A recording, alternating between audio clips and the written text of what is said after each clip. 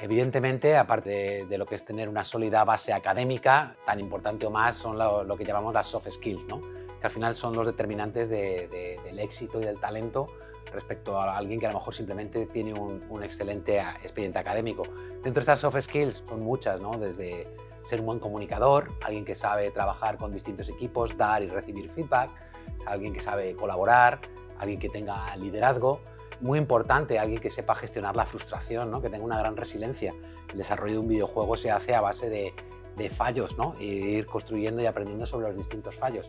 No todo el mundo es capaz de digerir, ¿no? Esta parte tan importante. Si miramos los equipos que han tenido grandes éxitos en el sector de los videojuegos vienen de grandes fracasos, ¿no? De grandes fallos que han sabido construir sobre ellos para hacer algo mejor. Bueno, els propers anys jo crec que els majors desafiaments que trobaran els estudiants de videojocs de la carrera actual és sobretot al final no només les hard skills, perquè això al final es pot demostrar molt fàcilment en una prova tècnica, sinó l'ús de la intel·ligència artificial a les soft skills. Al final, si el nivell tècnic és el mateix, on destacaran els candidats seran en les soft skills. El sector sempre està buscant talent, realment.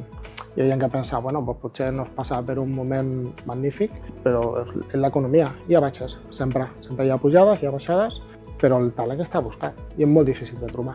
O sigui que realment busquem gent amb talent i amb passió. Cada vegada és més difícil trobar talent. Una persona que sigui bona i que tingui passió per el que fa, trobarà feina, segur.